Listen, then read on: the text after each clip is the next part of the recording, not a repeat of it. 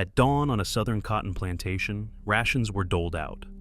A handful of cornmeal, a scrap of salt pork, a splash of molasses if the barrels hadn't run dry. These weren't meals, they were lifelines, stretched thin by ingenuity passed down from Africa and shaped by desperation. The official stories rarely speak of the raw, smoky taste of ash cake baked in embers, or the sweet grit of parched corn crunched on the march to the fields, foods that meant survival. This is the untold story behind the 15 survival foods of slaves on cotton plantations, hidden recipes born of hunger and hope. Could you survive on what they endured? What happened next would shape the soul and the cuisine of the American South forever. 15. Parched corn, dried kernels, roasted over an open flame until they crackle and brown. The smell is sharp, smoky, almost sweet if the corn is new. This was pocket fuel, carried by hand or in a scrap of cloth, chewed during breaks or on the march to the fields. No pot, no fire needed, just teeth and hunger. Crunchy, gritty, with a whisper of burnt sugar, it filled the emptiness when nothing else could. Sometimes salt was added, if any was left from the rations, but most days it was plain. Parched corn lasted for weeks, even in the heat. And for children, it was sometimes the only food between dawn and dusk. 14. Cornmeal mush. If parched corn was the snack of survival, mush was the meal that kept bodies moving through the night. Cornmeal, water, a pinch of salt, boiled together until it thickened into a heavy, steaming porridge. No milk, no butter, no extra, just a bland, dense mass that warmed the belly and stuck to the ribs. On some plantations, mush was poured into wooden troughs, and children crowded around, scooping it up with mussel shells or bare hands. The WPA slave narratives remember those moments, the scrape of wood, the quiet slurping, the way hunger made even the plainest food precious. It wasn't comfort food, it was endurance food. These first staples, dry or boiled, built the base for everything that came after, fuel for survival, day after day, year after year. 13. Ash bread meant cornmeal and water, pressed flat and buried in embers at dusk. No pan, no oven, just 20 minutes in the ashes, crust smoky and speckled with char, inside dense and warm. Abby Fisher remembered this bread from Alabama, the scent of doneness passed down by touch and smell. Children learned to brush away ash, testing for the right moment.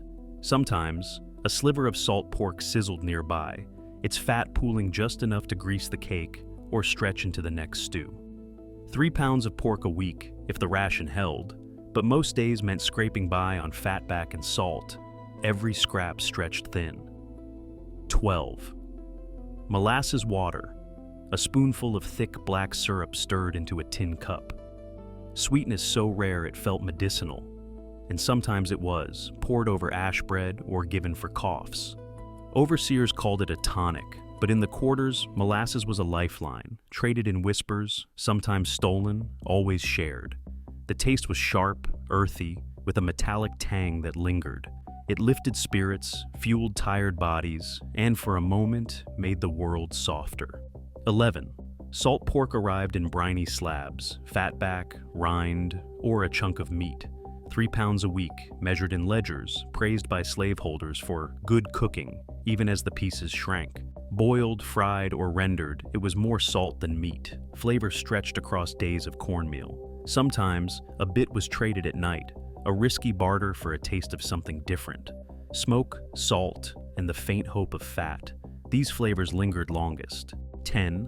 Cowpea stew, black-eyed peas, simmered with whatever scraps could be spared, a bit of salt pork, wild onions, maybe a handful of greens. The pot bubbled all afternoon, filling the quarters with an earthy, rich aroma. The beans softened and thickened the broth, turning it creamy and full-bodied, even when meat was scarce. Sometimes the stew was ladled over leftover cornmeal, making a meal that stuck to the ribs and carried a family through another day of labor. These weren't just beans. They were protein, memory, and hope, brought from West Africa and kept alive in every pot. After freedom, some cooks sold their cowpea stews at market, earning pennies and pride, passing down recipes that would become the backbone of Southern kitchens. 9. Okra and rice. Sliced okra, tossed into a pot with a handful of rice, bits of pork fat, and sometimes wild greens. The okra melted into the broth, turning it silky, almost slick, with a subtle grassy taste that lingered on the tongue. This was Gullah gumbo's ancestor, a dish that tied the quarters to Africa with every bite. Gullah elders still remember stirring okra into rice, just like their grandmothers did.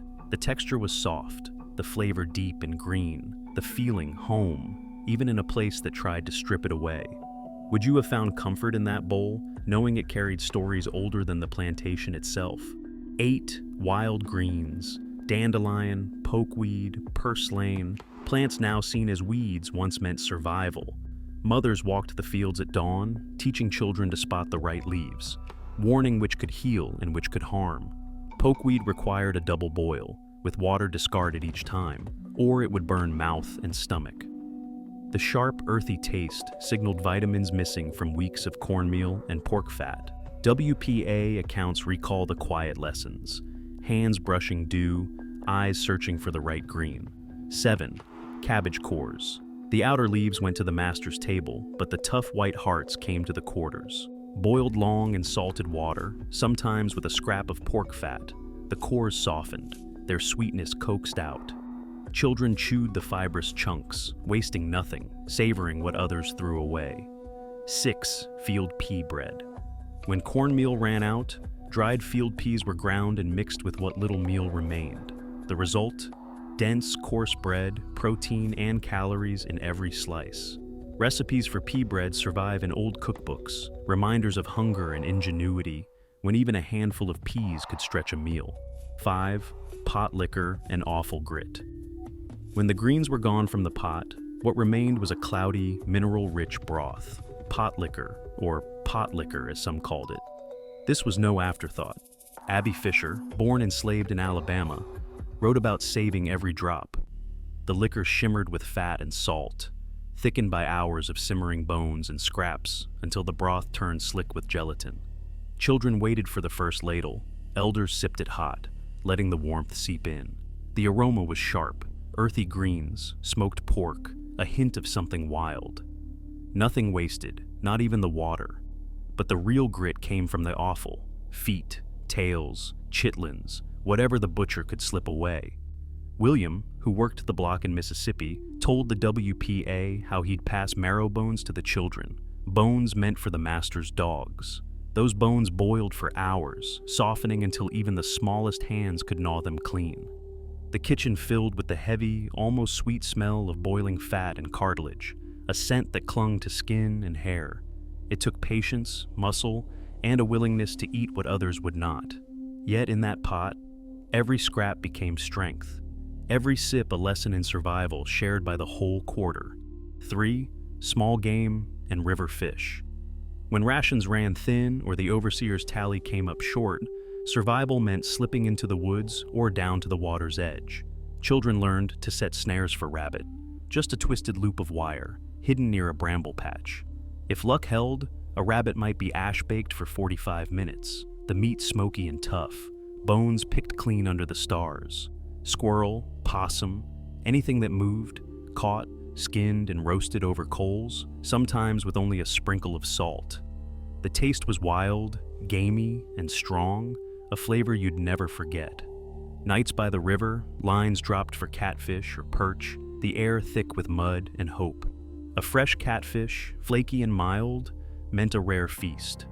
Danger was everywhere: overseers, snakes, the threat of being caught after dark. But hunger pressed harder.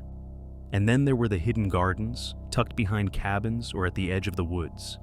Elders and mothers planted collards, turnips, and sweet potatoes by moonlight, hands sunk deep in stolen soil. Harvest came quietly, leaves snapped in the dark, roots lifted with care. These secret rows, tended in silence, meant life. Would you have risked everything for a mouthful of greens or a bite of rabbit, knowing the penalty if you were found? On the plantation, every meal taken from the wild or the garden was a small act of defiance, a lesson in courage passed from child to child, elder to elder, seed to seed. Plantation records show that enslaved people were often issued no more than 3 pounds of salt pork and a peck of cornmeal per week. Yet, through testimonies like those collected in the WPA slave narratives and in Cook's handwritten recipes, we see how scraps, wild greens, and hidden gardens became lifelines. These foods, ash cake, cowpea stew, pot liquor, were born from deprivation, but shaped by knowledge passed down from Africa. Still, gaps remain. Historians continue searching for full details behind covert gardening and the precise recipes guarded within families. What is clear is that many of these survival dishes, first prepared under oppression, now form the backbone of Southern cuisine. The story of these 15 foods is not just about hardship, it is evidence of resilience and ingenuity. The historical record reminds us, the legacy of survival on the plantation lives on in kitchens across America today.